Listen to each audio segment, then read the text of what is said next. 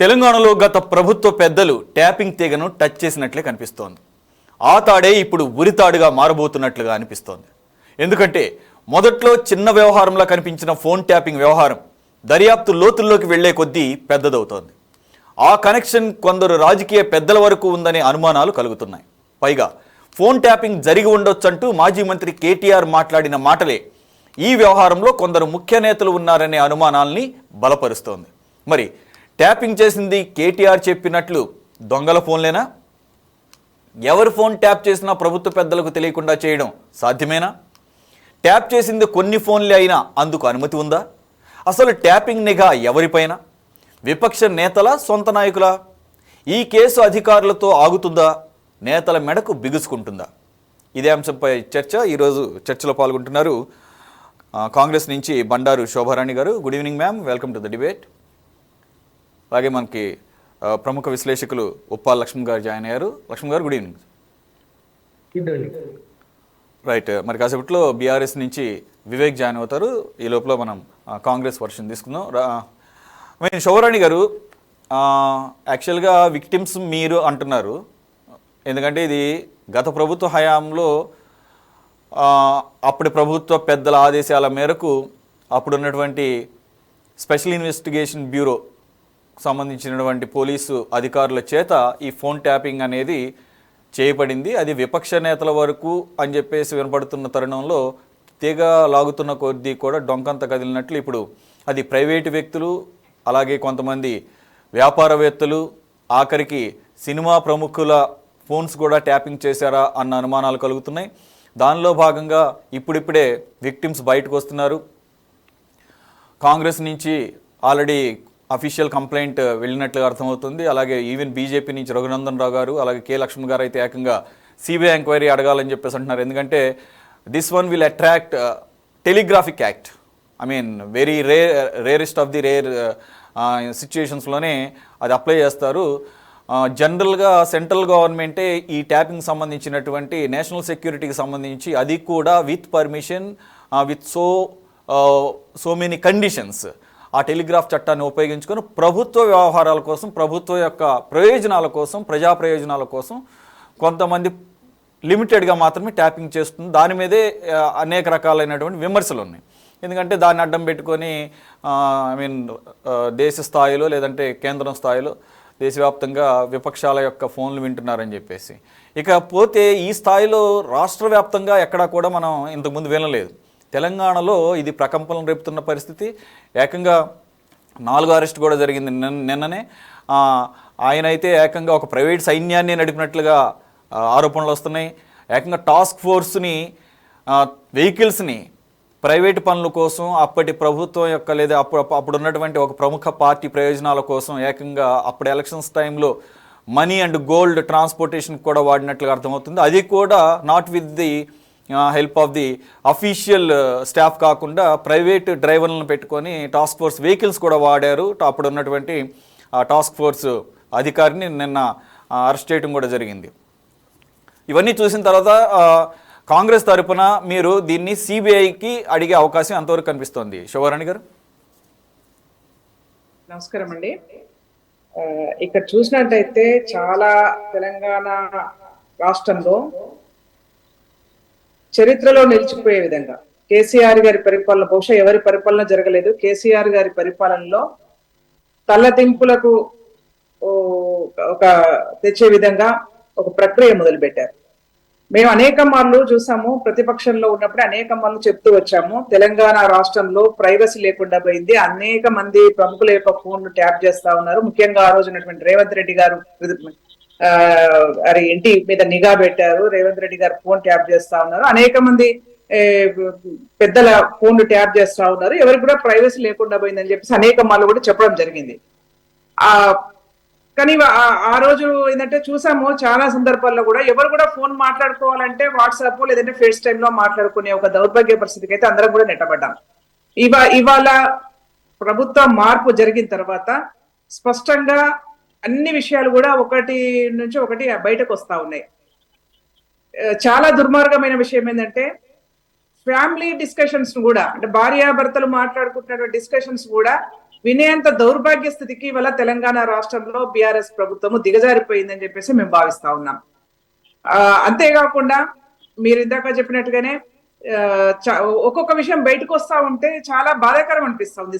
Cinema యాక్టర్ల ఫోన్లు tap చేయడం, వాళ్ళ బ్లాక్ మెయిల్ చేయడం, అనేక మంది వ్యాపారవేత్తల యొక్క ఫోన్లు ట్యాప్ చేయడం, వాళ్ళని బ్లాక్ మెయిల్ చేయడం, ఒక ప్రైవేట్ సైన్యాన్ని, ప్రభుత్వ సైన్యాన్ని ఒక ప్రైవేట్ సైన్యంగా మలుచుకొని ప్రభుత్వ పెద్దలు దిగజారిపోయి అనేక అరాచకత్వాలకు నిలయంగా ఇవాళ తెలంగాణ రాష్ట్రంలో మార్చినటువంటి దౌర్భాగ్య పరిస్థితి వచ్చింది. దానికి పోలీస్ అధికారులు కొంతమంది బలయ్యారనుకోవాలి. రెండవది ఏంటంటే దాని వెనుక ఉన్నటువంటి ప్రభుత్వం నడుపుతున్నటువంటి పెద్దలు ఇంత దిగజారిపోయి దీనికి ఆజ్యం పోసిరని చెప్పేసి భావించాల్సిన అవసరం ఉంది. అయితే ఏదైనప్పటికీ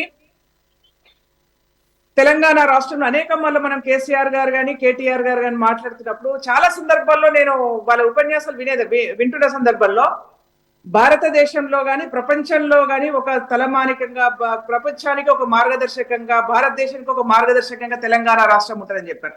నిజంగా చాలా దుర్మార్గమైన విషయం ఏంటంటే ప్రపంచంలో కానీ భారతదేశంలో ఇప్పటి వరకు టెలిగ్రాఫ్ చట్టం అనేది ఎక్కడ కూడా అమలు చేయబడలేదు. ఓన్లీ ఫస్ట్ టైం తెలంగాణ రాష్ట్రంలో టెలిగ్రాఫ్ చట్టాన్ని కేసీఆర్ గారు కేటీఆర్ గారి నాయకత్వంలో ఈ రాష్ట్రంలో వాళ్ళు చేసినటువంటి ఒక దుర్మార్గమైనటువంటి విధానానికి ఇవాళ ఆ చట్టాన్ని ఇవాళ తెలంగాణ రాష్ట్రంలో ఫస్ట్ టైం ఇంప్లిమెంటేషన్ జరుగుతా ఉన్నది.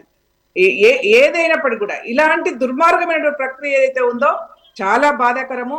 దీని వెనుక ఉన్నటువంటి డెఫినెట్ గా అన్ని పక్షాలు మాట్లాడుతూ ఉన్నాయి. దీన్ని ఎవరు కూడా యాక్సెప్ట్ చేయట్లేదు. రాజకీయ పక్షాలతో పాటు అనేక మంది మేధావులు కావచ్చు, జర్నలిస్టులు కావచ్చు, కళాకారులు కావచ్చు, తెలంగాణ రాష్ట్రాన్ని కోరుకున్నటువంటి సబ్బండ జాతి వల్ల తెలంగాణ రాష్ట్రంలో ఈ విధంగా ఫోన్ ట్యాపింగ్ చేసి, ఈ విధంగా బ్లాక్ మెయిల్ చేసి, ఈ విధంగా డబ్బులు సంపాదించుకున్నారు, ఈ విధంగా వాళ్ళ ప్రైవసీ లైఫ్ లేకుండా చేశారని చెప్పేసి ఒక్కొక్క విషయం బయటకు వస్తా ఉంటే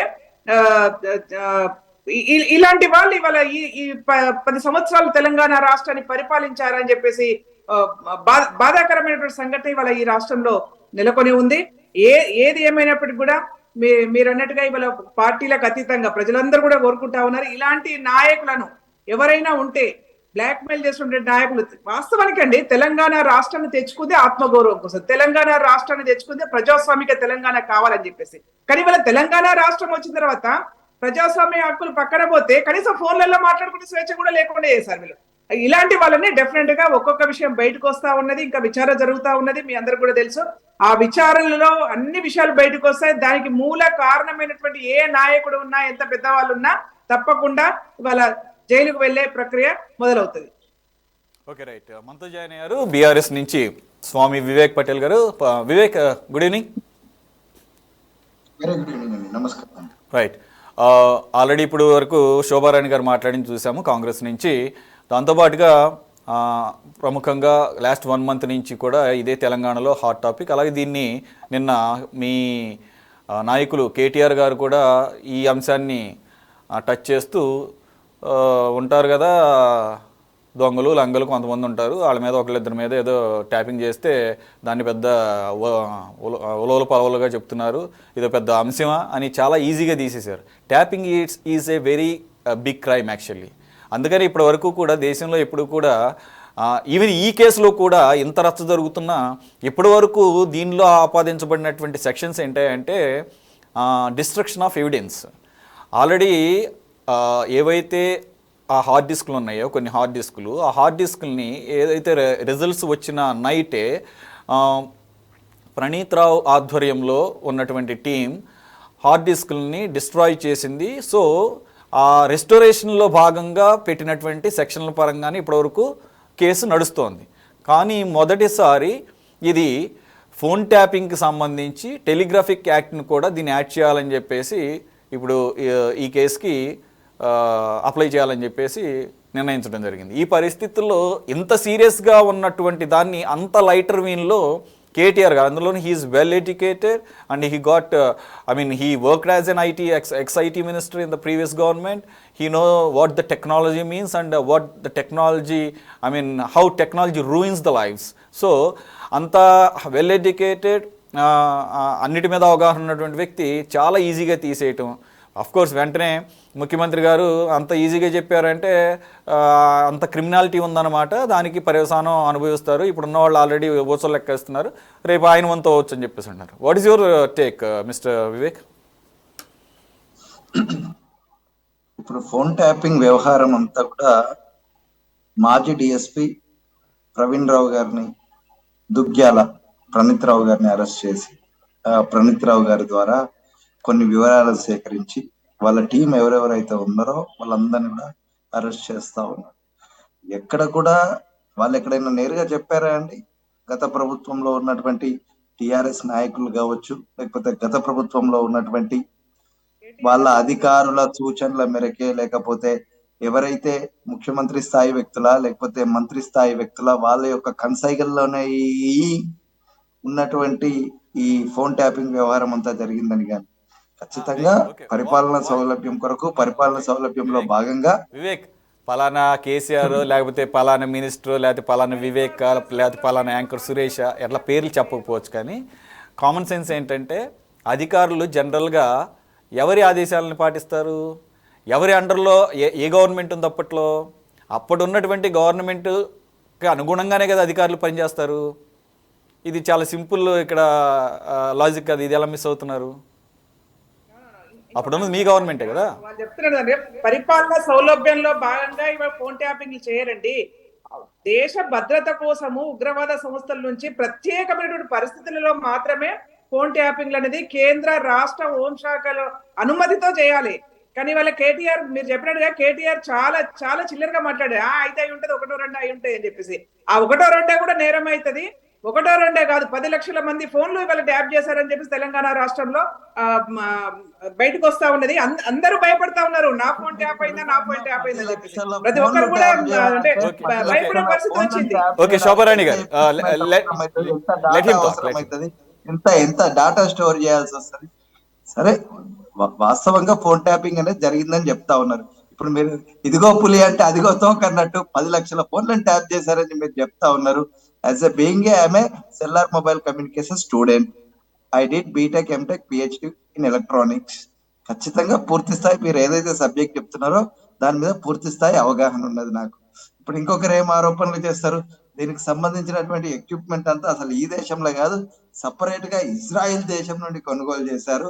ఆ ఎక్విప్మెంట్ అంతా ఇజ్రాయెల్ దేశం నుండి కొనుగోలు చేసినటువంటి ఎక్విప్మెంట్ ద్వారా మీరు ఫోన్ ట్యాపింగ్ ఇప్పుడు మీరు ఆరోపణలు చేస్తా ఉన్నారు. ఖచ్చితంగా మీ ప్రభుత్వం అధికారంలో ఉంది, మీరు దీని మీద ఏది వాస్తవ పరిస్థితి ఏంటిది అని చెప్పి న్యాయ విచారణ జరిపించండి. ఖచ్చితంగా ఎక్కడన్నా పలానా వ్యక్తుల ప్రమేయం ఉందంటే మీరు ఖచ్చితంగా చట్టానికి లోబడి దానికి ఏవైతే ఉన్నాయో దాని ప్రకారంగా మీరు శిక్షించండి. ఎక్కడ కూడా మా నాయకులు కానీ మాకు సంబంధించినటువంటి వ్యక్తులు కానీ ఎక్కడ కూడా ఈ ఫోన్ ట్యాపింగ్ లా వాళ్ళు పాల్గొనలేదు, వాళ్ళకి సంబంధించినటువంటి ఆదేశాలతో జరగలేదు. మొన్న ఏదో ఎర్రబెల్లి దయాకర్ రావు గారికి ఈ దుగ్గ్యాల ఈ ప్రణీత్ రావు గారికి సంబంధం ఉందని వీళ్ళు బంధువులని ప్రణీత్ రావు గారు ఈ ఎర్రబెల్లి గారి పేరు చెప్పారని చెప్పి ఇప్పుడు ఇవన్నీ కూడా పూర్తి స్థాయి ఆరోపణలే, ఎక్కడ కూడా నిజాలు కాదు. వాళ్ళు మీరు ఏదైనా అన్నట్టు దేశ భద్రతా వ్యవహారాల్లో కావచ్చు, ఇంకేదన్నా కావచ్చు. ఇప్పుడు మీ నాయకుడు కూడా దొరికింది కదా ఓటుకు నోటు వ్యవహారంలో దొరికినప్పటిదే కదా ఇది ఆయన ఈ ఓటుకు నోటు వ్యవహారంలో ఈ ఫోన్ ట్యాపింగ్ పాల్పడ్డాడేమో అన్న అనుమానంతోనే కదా మీ ప్రభుత్వం రాగానే ప్రణీత్ రావు గారు డిఎస్పీ గారిని విధుల నుండి సస్పెండ్ చేపించి ఆయన మీద కేసులు ఆపోదించి చేస్తా ఉన్నారు. ఇప్పుడు దొంగలను పట్టుకోవడానికి వాళ్ళు ఈ ఫోన్ ట్యాపింగ్ ను ఉపయోగించి పట్టుకున్నారేమో. ఆ క్రమంలో వాళ్ళు పర్సనల్ గ్రడ్జ్ పెట్టుకొని ఈ ప్రభుత్వం వాళ్ళ మీద ప్రత్యేకించి నేను దొంగను, నన్ను పట్టుకుంటారా, నన్ను ఎట్లా పట్టుకుంటారో మీరు చూస్తా, నన్ను పట్టుకున్నారు కాబట్టి మీ యొక్క వ్యవస్థనంతా మిమ్మల్ని ఎవరెవరున్నారో వాళ్ళందరినీ కూడా మా ప్రభుత్వం అధికారంలోకి వచ్చింది, మిమ్మల్ని అందరినీ కూడా కేసులో పాలు చేస్తా అంటే చేయండి. వివేక్ గారు రేవంత్ రెడ్డి గారు అప్పట్లో ఓటుకు నోటు కేసులో ఇదే ఫోన్ ట్యాపింగ్ టెక్నాలజీ ద్వారానే దొరికిపోయారని ఈరోజు ఆయన ముఖ్యమంత్రి కాగానే ఇవన్నీ చేస్తున్నట్టు. కానీ అసలు ఫోన్ ట్యాపింగ్ అనేది ఇల్లీగల్ కదా.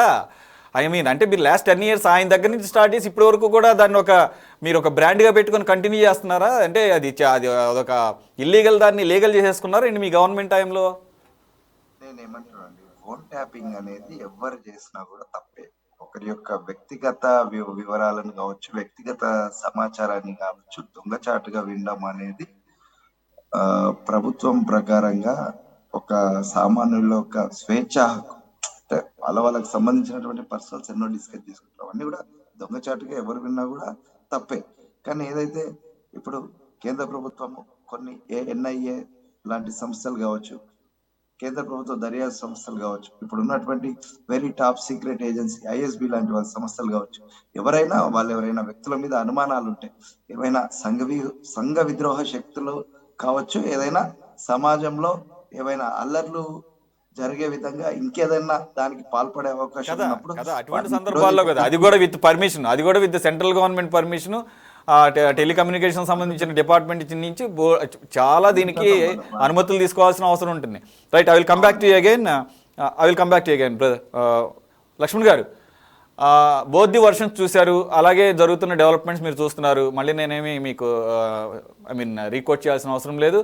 బట్ ఇది చాలా విశృంఖలంగా, అంటే పరిధి చాలా దాటుతుంది, చాలా విస్తృతంగా ఉందనిపిస్తోంది. అంటే విపక్ష నాయకులు అని అనుకున్నది ఇప్పుడు ఏకంగా వ్యాపారవేత్తలు, రియల్ ఎస్టేట్, హవాలా బిజినెస్లు, లేదంటే కనుక సెలబ్రిటీస్, దీని ద్వారా వాళ్ళ సొంత ప్రయోజనాల కోసం అసలు వీళ్ళకి ఉత్తర్వులు ఇచ్చింది ఏ పర్పస్ మీద ఇచ్చారు, అసలు ఆ పరిధి మీద వరకే ట్యాపింగ్ జరిగిందా, లేదంటే దాన్ని మిస్యూజ్ చేస్తూ తమ సొంత ప్రయోజనాల కోసం ఆ ట్యాపింగ్ ద్వారా వచ్చినటువంటి ఇన్ఫర్మేషన్ని తమ స్వప్రయోజనాల కోసం వ్యాపారవేత్తల్ని, లేదంటే కనుక కొంతమంది సెలబ్రిటీస్ని, లేదంటే విపక్షాలని బెదిరించి బ్లాక్మెయిల్ చేసి కూడా డబ్బులు వసూలు చేశారు. ఆ డబ్బుల్ని లాస్ట్ ఎలక్షన్స్లో తరలించడానికి కూడా నిన్న ఎవరైతే టాస్క్ ఫోర్స్ అధికారి పట్టుబడ్డారో ఆయన టాస్క్ ఫోర్స్ వెహికల్స్లో కూడా తరలించారన్న ఆరోపణలు వస్తున్నాయి. ఈ పరిధి ఏంటి, ఒక విస్తృతంగా ఉందని అనిపిస్తోంది. మరి మీ వ్యూ ఏంటి సార్ లక్ష్మణ్ గారు? చట్ట ప్రకారం అయితే, టెలిఫోన్ రెగ్యులేటరీ యాక్ట్ ప్రకారం అయితే అంత సులభంగా టెలిఫోన్లు ట్యాప్ చేయడానికి అవకాశం ఉండదు. ఎందుకంటే రాష్ట్ర ప్రభుత్వ ఏజెన్సీలు కూడా టెలిఫోన్లు ట్యాప్ చేయాలి అంటే ఖచ్చితంగా కేంద్ర హోంశాఖ అనుమతి ఇవ్వాలి. అలాగే ఏ కంపెనీలు ఉన్నాయో ఆ కంపెనీల యొక్క అనుమతి కూడా ఉండాలి. ఆ కంపెనీలు దానికి ప్రొవైడ్ చేస్తాయి అలా వినటానికి. ఇప్పుడు వాళ్ళు హోమ్ మినిస్టర్ అనుమతితో, హోమ్ మినిస్టర్ అనుమతి ఉంటేనే వాళ్ళు ఆ విధంగా ప్రొవైడ్ చేస్తారు. ప్రొవైడ్ చేసినప్పుడు సహజంగా ఇందాక మేడం చెప్పినట్టు ఏంటంటే ఎవరి వినాలి ఆ ఫోన్లు అలా ట్యాప్ చేయాలి అంటే ప్రధానంగా తీవ్రవాద సంస్థల నుంచి థ్రెట్స్ ఉంటాయి కాబట్టి వాళ్ళ మూవ్మెంట్స్ కనిపెట్టాలి కాబట్టి ఆ ప్రొవిజన్ అనేది ఉంది. ఇప్పుడు ఏమైపోయిందంటే ప్రభుత్వ అనుమతులు లేకుండా, అంటే కేంద్ర హోంశాఖ అనుమతులు లేకుండానే, ఆ కంపెనీల అనుమతులు లేకుండానే మరి ఎలా ట్రాప్ చేస్తున్నారు వీళ్ళు? వాళ్ళ కంపెనీ వాళ్ళు కానీ, హోంమంత్రి కానీ, కేంద్ర హోంశాఖ కానీ అనుమతులు ఇచ్చిందా రాష్ట్ర ఇన్వెస్టిగేషన్ ఏజెన్సీల కంటే? ఇవ్వలేదు, అంత సులభంగా ఇవ్వరు వాళ్ళు. అందువల్ల ఏంటి, వీళ్ళు స్వయంగా ప్రైవేటు సంస్థల నుంచి అంటే ఇతర దేశాల్లో తయారు చేసినటువంటి సాఫ్ట్వేర్లు తెచ్చుకొని అన్అఫిషియల్గా ఇంటర్నెట్ వాటికి కనెక్ట్ చేసుకొని ఆ సాఫ్ట్వేర్ నుంచి మన ఫోన్ ట్రాప్ చేస్తున్నారు. You mean like Pegasus from Israel అని చెప్పేసి అంటున్నారు, అట్లా అంటారు సార్? పెగాసస్ ఇజ్రాయెల్ ఉండొచ్చు, సింగపూర్ ఉండొచ్చు, మలేషియా. ఇవి ఎక్కడ తయారు చేయాలనుకుంటే ఈవెన్ చైనాలో కానీ కూడా తయారు చేస్తారు. ఇవి చేస్తున్నారు. అలా టెక్నాలజీ పెరిగిపోయింది, చేస్తున్నారు, వస్తాయి, వచ్చినప్పుడు చేస్తారు. ఇక్కడ సరే మనం అధికారికంగా చేయటం వేరు, అనధికారికంగా చేయటం వేరు. నేనైతే భావిస్తున్నాను అధికారికంగా చేయాలి అంటే పర్మిషన్లు ఉండాలి. కాబట్టి వీళ్ళు ఆ యొక్క టెలిఫోన్ సంస్థల పర్మిషన్ ఇవ్వవు కాబట్టి వాళ్ళ పర్మిషన్ లేకుండా వీళ్ళు ట్యాప్ చేయడానికి అవకాశం ఒక్కటే ఉంది. ఈ సాఫ్ట్వేర్ తీసుకొచ్చి ఇంటర్నెట్ కనెక్ట్ చేసి మన మొబైల్ నెంబర్ దాంట్లోకి యాడ్ చేసేసి అవి వినడానికి అవకాశం ఉంది, అలాగే రికార్డు చేయడానికి అవకాశం ఉంది ఆ వాయిస్. దీన్ని ఏం చేస్తున్నారు, బ్లాక్ మెయిల్ కోసం ఉపయోగిస్తుంటారు ఇతర దేశాల్లో కూడా, చాలా దేశాల్లో కూడా. ఇప్పుడు మనకేమైంది, రాజకీయ కోణంలోకి మనం వెళ్ళాలి. ఎందుకు అంటే ఇవాళ రాజకీయ పార్టీలు ఇతర పార్టీల యొక్క ఫోన్లు వినటమే విని వాళ్ళ సమాచారం తెలుసుకోవాలనేదే కాకుండా వాళ్ళ సొంత పార్టీలో వాళ్ళు కూడా ఎవరు మనకు ఎదురు తిరుగుతున్నారు, ఎవరు వేరే పార్టీలోకి వెళ్ళిపోతున్నారు అనేది తెలుసుకోవడానికి కూడా ఉపయోగిస్తున్నారు. సొంత పార్టీ వాళ్ళ మీద కూడా ఉపయోగిస్తున్నారు. అది ఎవరికి ఎగ్జంప్షన్ లేదు. అన్ని పార్టీలు, ప్రాంతీయ పార్టీలు పర్టికులర్ గా అవి చేస్తున్నాయి. మనం ఏదో బీఆర్ఎస్ ప్రభుత్వంలోనే జరిగింది అనేది కాదు, అందరూ చేస్తారు. వాళ్ళ అవసరం అంటే ప్రభుత్వానికి ఇంటెలిజెన్స్ వ్యవస్థ అలా సలహా ఇస్తుంది, ఇలా మేము వినాల్సిందే, మనము ఇదిగో చూడండి. సపోజ్ ఫర్ ఎగ్జాంపుల్, ఇప్పుడు మనకు కాంగ్రెస్ ప్రభుత్వం తెలంగాణలో అధికారంలో ఉంది. 6 సభ్యులు మాత్రమే, అంటే శాసనసభ్యులు మాత్రమే మెజారిటీ ఉంది. ఏ రోజు పడిపోతుందో అనేటువంటి వార్తలు వస్తున్నాయి. ఇవాళ కూడా బీజేపీ వాళ్ళు గందరగోళం లేపారు, ప్రభుత్వం పడిపోతుంది.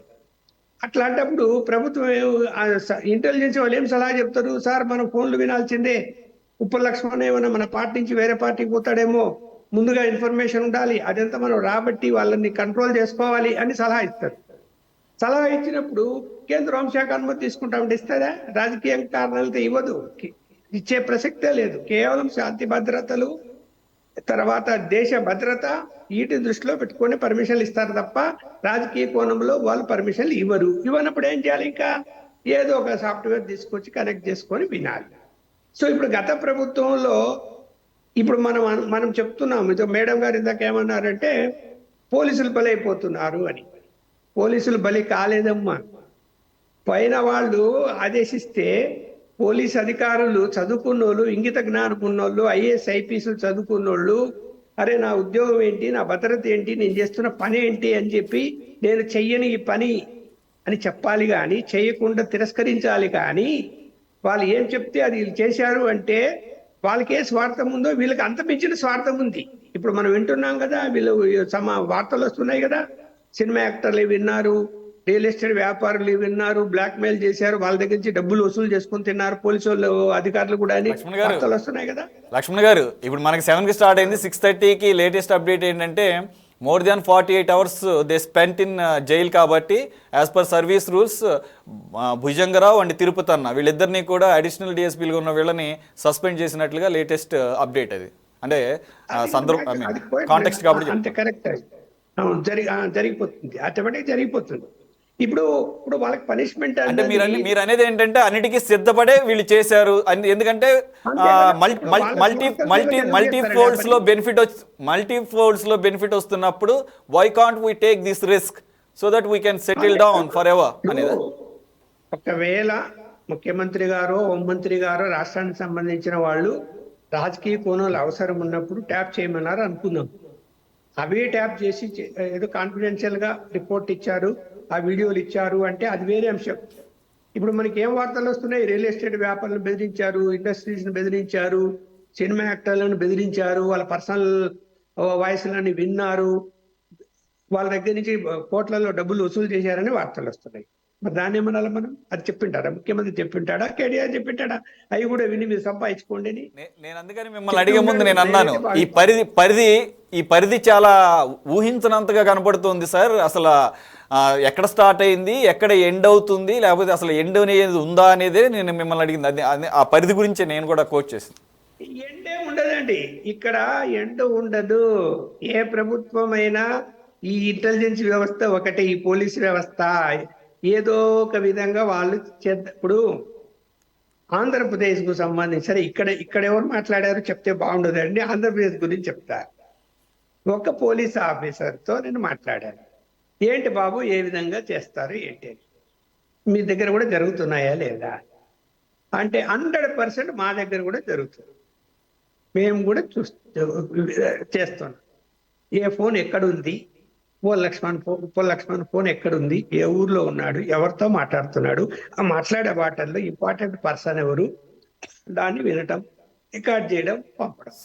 సో అయితే టీడీపీ వాళ్ళు ఆరోపించినట్టుగా just 10 days back, I think even after model code of conduct 16న అమల్లోకి వచ్చిన తర్వాతే వాళ్ళ బోండా ఉమామహేశ్వరరావు ప్రెస్ మీట్ పెట్టి ఈవెన్ ఎన్నికల అధికారుల ఫోన్లు కూడా ట్యాపింగ్ జరుగుతుందని చెప్పేసి మరి దీని మీద ఏపీలో ఎంతవరకు దీని మీద ఎంత సీరియస్గా దీని మీద దృష్టి పెట్టారని తెలియాల్సి ఉంది. ఇప్పుడు ఒక దొంగ సాఫ్ట్వేర్ తెచ్చి పెట్టుకున్న తర్వాత ఎవరి ఫోన్లైనా వినొచ్చు, లింక్ చేసేసి మన ఫోన్లు కూడా వినొచ్చు, మీడియా ఫోన్లు కూడా.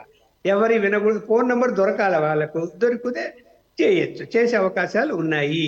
అందువల్ల మనము సరే ఇప్పుడు కేసు అయింది, కేసు పెట్టారు, దానికి సంబంధించిన ఎవిడెన్సులు దొరకాలి. ఇప్పుడు సస్పెండ్ అయ్యారు, జైల్లో పెట్టారు, ఇంకా కొంతమందిని విచారిస్తారు, తర్వాత ఏం జరుగుతుంది. సరే కేటీఆర్ ఆదేశాలు ఇచ్చాడా లేదా అంటే ఇవన్నీ ఎవిడెన్సులు కావాలి. ఊరికేనే ఆరోపణలు చేస్తే రేపు కోర్టులో ఇన్వెస్టిగేషన్ ఏజెన్సీ వాళ్ళు ఎవిడెన్సులు చూపాలా, లేకపోతే కోర్టు వెంటనే బెయిల్ ఇచ్చేస్తుంది ఎవరికైనా. రిమాండ్ పీరియడ్ లో నువ్వు ఎవిడెన్స్ పెట్టాలి కదా, ఏమి ఎవిడెన్స్ ఉందని. ఓరల్ది చెల్లదు. ఉప్పల్ లక్ష్మణ్ నాకు చెప్పాడు, నేను రికార్డ్ చేశానంటే చెల్లుతుందా? ముఖ్యమంత్రి గారు నాకు చెప్పారు అంటే చెల్లుతుందా? చెప్పినట్టు ఏం సాక్ష్యం దానికి? ముఖ్యమంత్రి ఒప్పుకుంటాడా చెప్పానని? నేను ఇప్పుడు చెప్పాను అంటాడు కదా. ఇప్పుడు ఇక్కడ దొరికింది ఏంటంటే అవేవో హార్డ్ డిస్క్లు దొరికాయి, డిస్మెంట్లు అయిపోయి అది తీసుకుపోయి మూసీ నదిలో పడేశాడని. మరి ఆ పడేసేడు దొరికాయా? ఆ దొరికిన వాటిని ల్యాబ్కు పంపించి అందులో ఏమన్నా మొత్తం డాటా అంతా రికవరీ చేయగలిగితే అప్పుడు ఖచ్చితంగా ఎవిడెన్స్ అవుతుంది. ఎవిడెన్స్ కూడా ఎక్కడి వరకు? ఈ పోలీస్ ఆఫీసర్లు ఎవరైతే పేర్లు ఇప్పుడంతా అరెస్ట్ అయి ఉన్నారో వాళ్ళు ఈ తప్పుడు పని చేశారు అనేది ఎవిడెన్స్ అది దొరికితే వాళ్ళ మీద శిక్ష పడే అవకాశం ఉంటుంది. పొలిటీషియన్స్ మీద శిక్ష పడాలి అంటే పొలిటీషియన్స్ వీళ్ళకి ఆదేశాలు ఇచ్చినట్టు ఎక్కడైనా వాయిస్ రికార్డో ఆన్ రిటర్నో ఏదో ఒకటి ఉండాలి కదా. ఏది లేదనుకో, అరే వాళ్ళ అనుమతి లేక నేనే ఇప్పుడు అరెస్ట్ అయిన వాళ్ళే చెప్తారు, మేము చేయలేదు, ఈ సాఫ్ట్వేర్ కూడా పొలిటీషియన్స్ తెప్పించారు, అంటే ముఖ్యమంత్రి కావచ్చు, హోంమంత్రి కావచ్చు, ఇంకా ఏ మంత్రి అయినా కావచ్చు, తెప్పించారు, తెప్పించిన తర్వాత మమ్మల్ని చేయమన్నారు, మేము ఏదో తప్పుడు పని చేయాల్సి వచ్చింది, వాళ్ళ ఆదేశాల మేరకు వ్యతిరేకిస్తే మాకు పనిష్మెంట్ ఉంటుందని భయపడ్డాము అని చెప్పారు అనుకుందాం. కోర్టు పిలిచి అడుగుతుంది, వీళ్ళని కూడా ముద్దాలుగా చేరుస్తారు. ఇప్పుడు అలా చెప్తే ఏమైపోతుంది, వీళ్ళు కూడా ముద్దాలు అయిపోతారు. వీళ్ళు ఎవరి పేర్లు చెప్తారో వాళ్ళు ముద్దాలు చేసేస్తారు, వాళ్ళని కూడా అరెస్ట్ చేయొచ్చు, లేదంటే వాళ్ళు ముందస్తు బెయిల్ కూడా తెచ్చుకోవచ్చు. కోర్టులో విచారణ జరిగేటప్పుడు అది ప్రూవ్ అవుతుందా? అప్పుడు ఏం చెప్తాడు, ఈ చెప్పిన అతనే కోర్టులో బలవంతంగా నాతో చెప్పించారు, నాకెవరు ఆదేశాలు ఇవ్వలేదు అన్నాడు అనుకోండి, అప్పుడు ఓవరాల్ ఇదంతా రికార్డెడ్ ఎవిడెన్స్ కాదు. ఓకే సార్, లక్ష్మణ్ గారు రైట్. ఓకే, అందుకనే ఇప్పటి వరకు ఈ కేసు ఎవిడెన్స్ డిస్ట్రక్షన్, దాని రికవరీ మీద సెక్షన్స్ బనాయించబడ్డాయి. ఇప్పుడు లేటెస్ట్గా టెలిగ్రాఫిక్ యాక్ట్ కనుక దీనికి అప్లై చేస్తే మరి సెంటర్ ప్రమేయం దీంట్లో కనపడాలంటే సిట్ దర్యాప్తు చేస్తుంది రాష్ట్ర ప్రభుత్వ పరిధిలో. ఇది అప్పుడు విస్తృత స్థాయిలో దర్యాప్తు జరగాలి కాబట్టి మేడం మీరే చెప్పాలి. కాంగ్రెస్ పార్టీ తరఫున ఇప్పుడు మీ ఆధ్వర్యంలోని మీ ప్రభుత్వ హయాంలోని ఈ ఎంక్వైరీ జరుగుతుంది కాబట్టి విస్తృత స్థాయిలో ఇంకా డీప్గా with all the technology available జరగాలి అంటే సిబిఐ ఎంక్వైరీ అని చెప్పేసి ఒక వాదన వినపడుతోంది. మీరే అన్నారు టెలిగ్రాఫిక్ యాక్ట్ అనేది ఇట్స్ ఎ సీరియస్ అఫెన్స్. మరి ఈ పరిస్థితుల్లో మీరు సిబిఐకి ఈ కేసుని రికమెండ్ చేసే అవకాశం ఎంతవరకు ఉంది? ఇక్కడ మీ ట్రాన్స్పరెన్సీ కూడా కనపడాలి. ప్రభుత్వ పరంగా మంచి చెడులు ఆలోచించి చేసిన తర్వాత నిర్ణయాలు తీసుకుంటారండి. ఏ ప్రక్రియ అయినా సరే ఇది అంటే ఎంత పెద్దవాళ్ళైనా సరే చట్టం ముందు లొంగిపోవాల్సిందే, తప్పు చేస్తే తప్పకుండా శిక్ష పడాల్సిందే. అది చట్టానికి ఎవరు అతీతులు కారు. కాబట్టి వాళ్ళు ముఖ్యమంత్రుల, మాజీ ముఖ్యమంత్రుల, లేకపోతే మంత్రులైనా, ఈ రాష్ట్రాన్ని పరిపాలించిన వాళ్ళ, లేకపోతే ఎవరైనా పర్వాలేదు, చట్ట ప్రకారంగా ఎవరికి శిక్ష పడాలనే దాని మీద ఏ రకమైన ఎంక్వైరీ చేస్తే దీనిలో ఉన్నటువంటి లోతుపాతులు బయటకు వస్తాయి, అసలు దోషులు బయటకు వస్తారనే దాని మీద ప్రభుత్వం క్షుణ్ణంగా ఆలోచిస్తుంది, ప్రభుత్వ పరంగా నిర్ణయం తీసుకుంటారు. అది మా పరిధి కాదు, ప్రభుత్వ పరంగా నిర్ణయం తీసుకోవాల్సినటువంటిది కాబట్టి ప్రభుత్వ పరంగా ఆలోచన చేస్తారు. మీరు చెప్పింది వాస్తవమే, కానీ శోభారాణి గారు నిన్న కేటీఆర్ గారు మాట్లాడుతూ ఆయన చాలా లైటర్ విన్లో మాట్లాడినా కానీ ఒక పాయింట్ని రైజ్ చేశారు.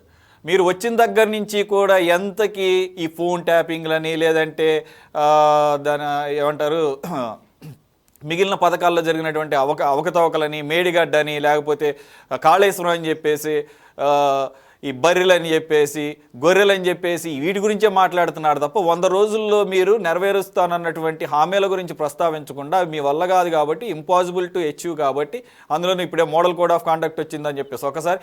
So you are taking you are using all these things as exceptions, లేదంటే కనుక ఒక ఎక్స్క్యూజ్గా మీరు వాడుకుంటున్నారు. కాబట్టి మీకు దమ్ముంటే సరిగ్గా ఎంక్వైరీ చేయండి సీరియస్గా. ఈవెన్ మేమైనా కానీ మమ్మల్ని అయినా కానీ లోపలేండి అని చెప్పేసి అది ఛాలెంజ్ చేస్తున్నారు. సో డెఫినెట్ గా రేవంత్ రెడ్డి గారి ప్రభుత్వానికి దమ్మున్నది. రేవంత్ రెడ్డి గారి ప్రభుత్వము చట్టప్రకంగా చర్య తీసుకుంటది, దాంట్లో ఏం డౌట్ లేదు. కేటీఆర్ గారి కోరిక కూడా నెరవేరుతుంది. పాప ఆయన ఏం కోరుకుంటున్నాడో ఆ కోరిక కూడా నెరవేరుద్దాము. ఏదైనా చట్ట ప్రకారమే జరగాలి కదా. ఇప్పుడు కేటీఆర్ గారు మీరేం కోరుకుంటున్నారో మాకు తెలియదు. అది నెరవేరాలంటే అక్కడ కాదు, అక్కడ సెంట్రల్లో బీజేపీ ఉంది. బీజేపీ సీనియర్ నేత లక్ష్మణ్ గారు ఈరోజు అఫీషియల్ ఆయన ఓపెన్గా డిమాండ్ చేశారు, state should demand for CBI enquiry in this regard అని. మీరు కూడా టెలిగ్రాఫిక్ యాక్ట్ని యాడ్ చేద్దాం అనుకుంటున్నారు. ఈ పరిస్థితుల్లో మీరు కనుక డిమాండ్ చేస్తే సెంట్రల్లో ఉన్నటువంటి బీజేపీ మేము సిద్ధంగా ఉన్నామని చెప్తారు. కాబట్టి మీ రెండు పార్టీల యొక్క నిబద్ధత ఇక్కడ బయటపడాలి. బీజేపీ బీఆర్ఎస్ మేము సిద్ధంగా ఉన్నాం ఉంటుంది ఫేస్ చేయడానికి. ఇక్కడ మీరు మనం అర్థం చేసుకోవాల్సిందంటే Bharatiya Janata party, BRS party మేము రెండు వేరుగా చూడట్లేదు. కాబట్టి దొంగ చేతికి తాళాలు ఇచ్చినట్టు అవుతుంది. కాబట్టి మంచి చెడులు అనేది కాంగ్రెస్ పార్టీ ప్రభుత్వం ఆలోచన చేస్తుంది. ఇవాళ బీఆర్ఎస్ పార్టీ సెంట్రల్ కి ఇవ్వమని, సెంట్రల్ వాళ్ళు మాకు ఇవ్వమని ఎందుకు కోరుకుంటున్నారు? దీని నుంచి తప్పించే ప్రక్రియ మొదలు పెట్టారు భారతీయ జనతా పార్టీకి సంబంధించినటువంటి వాళ్ళు. కాబట్టి భారతీయ జనతా పార్టీ ఎప్పుడు కూడా కుషన్ లాగా బీఆర్ఎస్ పార్టీకి కుషన్ లాగానే ప్రమోట్ చేసుకుంటూ సపోర్ట్ చేసుకుంటూ వస్తా ఉన్నది. ఇవాళ కూడా రాజకీయ పరిణామాలు చూస్తా ఉన్నాం. విషయాల్లో కానీ ఎంతసేపు బ్యాక్ డోర్ నుంచి సపోర్ట్. శివరాణి గారు అలా అంటారు ఏంటండి? ఏకంగా స్వయాన ముఖ్యమంత్రి గారి ముద్దుల కూతురు కవితనే లిక్కర్ కేసులో అరెస్ట్ చేస్తే ఎలక్షన్ స్టంట్ లో భాగంగా ఇవాళ కవితను తీసుకుపోయి జైల్లో కూర్చోబెట్టారు. రాచ మర్యాదలు చేయాలని చెప్పేసి కూడా కోర్టు నుంచి ఆదేశాలు వచ్చినట్టున్నాయి. కాబట్టి అవన్నీ ఎన్నికల స్టంట్ లో భాగంగానే కవిత అరెస్ట్, ఇవన్నీ కూడా రాజకీయ కోణంలో భాగంగా జరుగుతున్నటువంటి విషయాలు. ఎలక్షన్ ముందు మొన్న అరెస్ట్ చేయకపోతే అయ్యో సీట్లు నష్టపోయాము, కాంగ్రెస్ పార్టీ అధికారంలోకి వచ్చింది కాబట్టి ఇవాళ సానుభూతిగా కవిత అరెస్ట్ అయిందనే సానుభూతితో బీఆర్ఎస్ పార్టీ గెలవాలి. కవితను అరెస్ట్ చేసాం చూడండి, మా శీలాన్ని మీరు శంకించొద్దని చెప్పేసి భారతీయ జనతా పార్టీ ఆలోచన చేయాలని చెప్పేసి రెండు రకాలుగా వాళ్ళు గేమ్ ఆడుతా ఉన్నారు తప్పిస్తే దీనిలో వేరే ఉద్దేశం లేదు. మేము రాజకీయ కోణంలో భారతీయ జనతా పార్టీని, బీఆర్ఎస్ పార్టీని రెండు వేరువేరుగా చూడట్లేదు. ఒకటే తాను ముక్కలుగా చూస్తా ఉన్నాం, ఒకటే ఎజెండాతో పనిచేస్తా ఉన్నాయి. అందుకే టీఆర్ఎస్ పార్టీకి బీఆర్ఎస్ పార్టీ వాళ్ళు కూడా సెంట్రల్ కి ఇవ్వండి అని చెప్పేసి వీళ్ళు అనడము, లక్ష్మణ్ లాంటి వాళ్ళు భారతీయ జనతా పార్టీకి సంబంధించినటువంటి వాళ్ళు ఇవాళ మాకు ఇవ్వండి అని చెప్పేసి వాళ్ళు కోరుకోవడము, రెండు ఒకటే వాదన వినిపిస్తా ఉన్నాయి. కాబట్టి ప్రభుత్వ పరంగా మంచి చెడులు ఆలోచన చేసి డెఫినెట్ గా ఈ విచారణకు ముందుకెళ్తుందని చెప్పేసి నేను భావిస్తాను. ఎందుకంటే ప్రభుత్వ పరంగా తీసుకోవాల్సిన అంశాన్ని నేను ఒక రాజకీయ పార్టీ నాయకురాలుగా, పార్టీ ఉపాధ్యక్షులుగా నేను చెప్పే స్థాయి కాదు, నా పార్టీ కూడా కాదు. ఓకే, వివేక్ గారు ఏమంటారు? మరి మీ కోరిక ఏంటంటే మీకు ఎటువంటి సంబంధం లేదు మీ నాయకులకు, ఇది యాజ్ పర్ ది గవర్నెన్స్ అప్పుడు ఉన్నటువంటి పరిస్థితులకు అనుగుణంగా విత్ ఇన్ ద రూల్స్ జరిగింది అని అనుకుంటే ట్యాపింగ్, అఫ్ కోర్స్ దానికి కూడా చాలా రిక్వైర్మెంట్స్ ఉంటాయి, అది కాసేపు పక్కన పెడదాం. As a political party, will you demand for CBI enquiry in this phone tapping case? తప్పకుండా అండి. ఇప్పుడు మేము కేంద్ర దర్యాప్తు సంస్థల దర్యాప్తును కోరుకోలేదనుకోండి, మీరు ఏమంటారు? ఖచ్చితంగా కూడా మీరు ఇందులో ప్రమేయం ఉంది, మీరు చేశారు, మీరు ఇందులో నుండి భయపడుతున్నారు కాబట్టే మీరు దర్యాప్తు సంస్థలను దర్యాప్తు చేయమని కోరడం లేదంటున్నారు. మీరు అధికారంలో ఉండి బురద జల్లడానికి సిద్ధంగా ఉన్నారు. ఈరోజు మీరు ఎటువంటి ఆరోపణలు చేసినా, మా నాయకులు కేటీఆర్ గారు కూడా ఏం చెప్తా ఉన్నారు, మీరు ఎంతసేపు ఇందాక మీరు చెప్పినట్టుగా ఎంతసేపు ఫోన్ ట్యాపింగ్ జరిగింది, కాళేశ్వరం మొత్తం కొట్టుకపోయింది, లేకపోతే సిఎంఆర్ఎఫ్ చెక్కులు మీరు మీ కార్యకర్తలకే ఇచ్చుకున్నారు, గొర్రెల స్కామ్ జరిగింది, బర్రెల స్కామ్ జరిగింది. అరే స్కాములు జరిగితే స్కామ్ల మీద మీకు ఎటువంటి ఎంక్వైరీలు కావాలో అటువంటి ఎంక్వైరీలు వేయండి, ఎంక్వైరీ చేయండి, ప్రజలకు నిజాలు తెలియజెప్పండి. ఏదో ఆడలేక మధ్యలో దరువు అన్నట్టు, లేకపోతే ఇంకోటి అన్నట్టు మీరు చెయ్యలేక మీరు చెయ్యలేక పరిపాలనా సారథ్యం జరపలేక మొన్నటిదాకేమో 6 లక్షల కోట్ల అప్పులు అన్నారు, లేకపోతే ఇంకోటి ఏదో చెప్పిర్రు. మీ ప్రభుత్వమే ఇప్పుడు వచ్చినటువంటి 100 రోజులల్లా 16,400 కోట్ల అప్పులు చేసింది. అప్పుల్లో ఉన్నటువంటి తెలంగాణ రాష్ట్రం అన్నారు. అందుకే ఏం చేయలేకపోతామన్నారు. 6 స్కీములు అమలు చేస్తున్నా అన్నారు. 6 స్కీములు మేము 6 గ్యారంటీలు అమలు చేస్తామన్నారు. ఇక్కడ ఏ స్కీమ్ పూర్తిగా అమలు చేసిర్రు? ప్రజలను కేవలం మభ్య పెడుతున్నారు మీరు. ప్రజలు కూడా అన్ని అబ్జర్వ్ చేస్తున్నారు. ఇప్పటికీ ఇంకా మీరు చెప్పినటువంటి రైతు భరోసా గాని, మేము చెప్పినటువంటి రైతు బంధు గాని ఇంకా అవి అప్లై చేయలేదు. ఏది 2023 సంవత్సరము నవంబర్ లో మేము డబ్బులు వేస్తే ఇప్పటి వరకు మీరు ఆ డబ్బులనే వేయలేదు ప్రజల అకౌంట్ లోకి. మీరు ఖచ్చితంగా కూడా ప్రజలను మోసం చేస్తా ఉన్నారు. ప్రజలకు 420 హామీలను ఇచ్చారు మీరు. 420 హామీలను ఇచ్చి మీరు రాజకీయాలల్లో మీరు పైచేయి సాధించి ఈరోజు ప్రభుత్వాన్ని ఏర్పాటు చేసిర్రు. ఖచ్చితంగా మీరు హామీలను అమలు చేసేదాకా మిమ్మల్ని వెంబడి పడతాం. వాటితో పాటుగా మీరు మా ప్రభుత్వం మీద ఎటువంటి ఎంక్వైరీకైనా ఎటువంటి విచారణకైనా మేము బిఆర్ఎస్ నాయకులుగా, బిఆర్ఎస్ కార్యకర్తలుగా, బిఆర్ఎస్ పార్టీ మా ప్రభుత్వము 2014 నుండి 2024 వరకు ఉంది కాబట్టి మీరు ఎటువంటి విచారణ చేసినా, ఎటువంటి ఎంక్వైరీ చేసినా, ఎటువంటి కేంద్ర దర్యాప్తు సంస్థలను మీరు తీసుకొచ్చినా కూడా మేము అన్నిటికి కూడా మేము సిద్ధంగా ఉన్నామని చెప్పి క్లియర్ గా తెలియజేస్తున్నాను. క్లియర్ గా చెప్తా ఉన్నాను. మీరు మీరు మీరు మీరు ఎటువంటి దర్యాప్తు జరుపుతారో జరపండి. మీరు ఎటువంటిది ఏది చేస్తారో చేయండి. మీరు ఎటువంటి దర్యాప్తు జరిపినా ఏది జరిపినా కూడా మా ప్రభుత్వ హయాంలో జరిగినటువంటి ఏ స్కీమ్ మీద మీరు దర్యాప్తు జరిపినా కూడా మేము చాలా సిద్ధంగా ఉన్నాము. కానీ వివేక్ గారు, కానీ మీరు ఒక పార్టీ రిప్రజెంటేటివ్గా మీరు అలా మాట్లాడటం అది పూర్తిగా సమంజసం. దాన్ని ఎవరైనా అలాగే మాట్లాడతారు. అయితే ఇప్పటి వరకు జరిగినటువంటి వ్యవహారం చూస్తే మొత్తం కూడా అన్ని వేళ్ళు కూడా ఒక పర్టికులర్ ఫ్యామిలీ వైపే కనబడుతున్నాయి. అంటే ఈ కేసులో ఇప్పటి వరకు అరెస్ట్ అయిన వారు కానీ, ఇన్వాల్వ్ అయిన వారు కానీ ఒకే సామాజిక వర్గం, ఎవరైతే అధికార పార్టీలో ఉన్నటువంటి ఒక కుటుంబానికి సంబంధించిన సామాజిక వర్గం అంటున్నారు. అఫ్కోర్స్ క్రైమ్కి సామాజిక వర్గానికి సంబంధం లేకపోవచ్చు, లేదా కోయిన్సిడెంటల్ అయి ఉండొచ్చు, అది పక్కన పెడదాం కాసేపు. కానీ లేటెస్ట్గా నిన్న ఆర్ రాధాకృష్ణారావు ఆయనతో పాటుగా ఈరోజు గోనెస్ సందీప్ అన్నటువంటి ఒక పోలీస్ అధికారిని కూడా ఈ విషయంలో ప్రస్తుతానికైతే అరెస్ట్ జరగలేదు, కానీ అతన్ని కూడా విచారించడం జరిగింది. అయితే ఆయన స్వయాన కేసీఆర్ గారి ఫ్యామిలీకి సంబంధించినటువంటి సంతోష్ కుమార్ రాజ్యసభ ఎంపీకి సంబంధించిన ఒక తోడలుడిగా వార్తలు వస్తున్నాయి. కాబట్టి ఇక్కడ అన్ని వేళ్ళు కూడా మీ వైపే కనబడుతున్నాయి, నాయకుల వైపే చూపిస్తున్నాయి. కాబట్టి అఫ్కోర్స్ మేకపోతు గాంభీర్యం ఎవరైనా చూపిస్తారు, తప్పేం లేదు, డిమాండ్ చేయొచ్చు, కావాలంటే ఎంక్వైరీ చేసుకోమనొచ్చు, దాన్ని ఏం కాదంటలే. కానీ దీన్ని మీరు జస్టిఫై చేసుకోవాలి కదా. అంటే ఇక్కడ అసలు ఇన్వాల్వ్మెంటే లేదంటానికి అవకాశం లేకుండా ఉన్నాయి కదా మీకు అగెనిస్ట్గా కనపడుతున్నటువంటి ప్రాథమిక సాక్ష్యాధారాలు. ఇప్పుడు మీరు ఒక సామాజిక వర్గానికి చెందిన వాళ్ళని కావచ్చు, లేకపోతే ఆ సామాజిక వర్గం అనేది కేటీఆర్ గారి సామాజిక వర్గం అని ఎక్కడ కూడా కులాలు అనేది కావచ్చు, సామాజిక వర్గాలు ఆ సామాజిక వర్గానికి చెందిన వాళ్ళంతా వాళ్ళు కుటుంబ సభ్యులైనంత మాత్రాన వాళ్ళు తోడలుడనో లేకపోతే ఇంకేదో రిలేషన్ మీరు చెప్తా ఉన్నారు. ఖచ్చితంగా ఎటువంటి సాక్ష్యాధారాలు మీ దగ్గర ఉన్నా కూడా వాళ్ళందరినీ కూడా మీరు ఆ కేసులలో ఆధారాలు ఉంటే వాళ్ళందరినీ కూడా విచారణ జరపండి. Special investigation team setup by the Telangana government వాళ్ళు రివీల్ చేసినటువంటి అంశాలే, అంతే తప్ప మీడియాకి సెపరేట్గా వచ్చినాయి అని నేను అంటలేదు. ఇది ఆల్రెడీ దర్యాప్తులో బయటకు వచ్చినటువంటి పబ్లిక్ డొమైన్లో ఉన్నటువంటి అంశాలని నేను కోట్ చేస్తున్నా. ఇప్పుడు మీరు ఏదైతే వాళ్ళు వివరాలు బయటకి ఇచ్చారో వాళ్ళు బయటకి ఇచ్చినటువంటి వివరాలను మీరు తెలియజేస్తా ఉన్నారు. వాళ్ళు సంతోష్ రావుకు గారికి బంధువుల, ఎంపీ సంతోష్ గారికి బంధువుల, లేకపోతే ఎర్రబల్లి దయాకర్ రావు గారి గ్రామస్తుల, లేకపోతే ఇంకొకట. ఇప్పుడు వాళ్ళ యొక్క కుటుంబ నేపథ్యం కావచ్చు, వాళ్ళకున్నటువంటి సంబంధ బాంధవ్యాలకు సంబంధించిన వాళ్ళు కావచ్చు, వాళ్ళ దగ్గర బంధువులు కావచ్చు.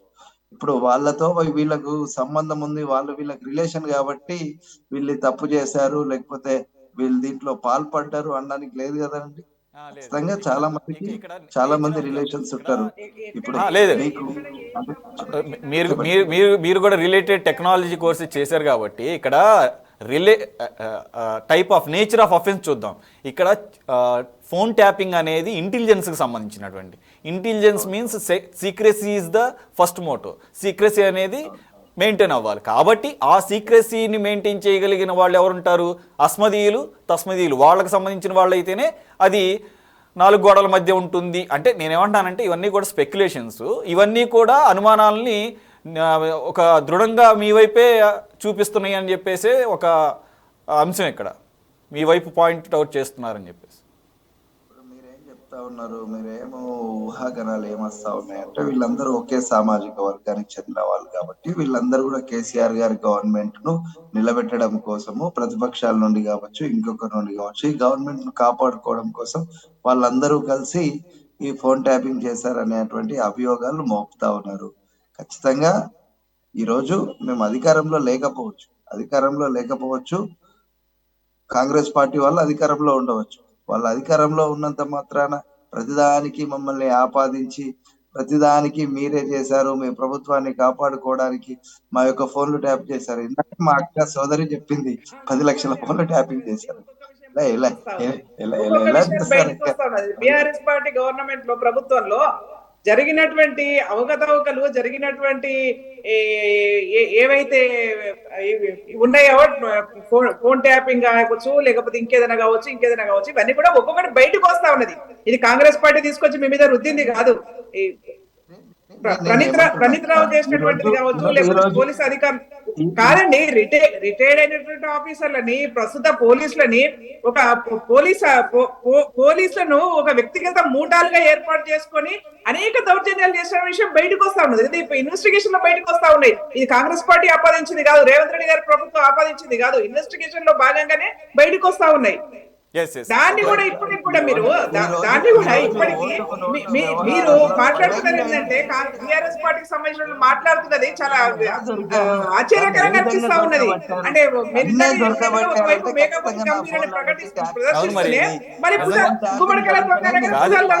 వివేక్ గారు లాస్ట్ 10 years మీరే ఉన్నారు కదండి. కాదు, లాస్ట్ 10 years మీరే అధికారంలో ఉన్నారుగా.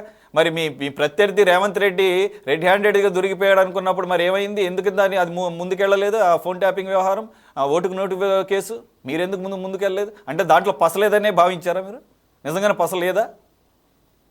లేకపోతే మీ మెడకు చుట్టుకుంటుంది అనుకున్నారా? ఆ ఫోన్ ట్యాపింగ్ అనేది అసలు టోటల్గా ఇల్లీగల్ కాబట్టి అసలు మొత్తానికి మన మెడకు చుట్టుకుంటుందని చెప్పేసి దాన్ని అక్కడ వదిలేశారా? మరి అదే కనుక నిజమైతే అసలు ఫోన్ ట్యాపింగ్ వ్యవహారం టచ్ చేయకూడదు కదా. మళ్ళీ అదే అంశాన్ని మీరు ఈ 10 సంవత్సరాల్లో ఇది బయటపడి ఈ మధ్య కాలంలో, అంటే ఈ 10 సంవత్సరాలు ఫోన్ ట్యాపింగ్ చేయలేదని ప్రజలకి ఏ విధంగా మీరు భరోసా ఇవ్వగలరు? ప్రజలకే కాదు, అది ఏ మేరకు చేశారో కూడా తెలియదు. రాష్ట్రం అంతా చేశారా? జిల్లాలకి పరిమితమైందా? హైదరాబాద్కే పరిమితమైందా? కొంతమంది వ్యక్తులకే పరిమితమైందా?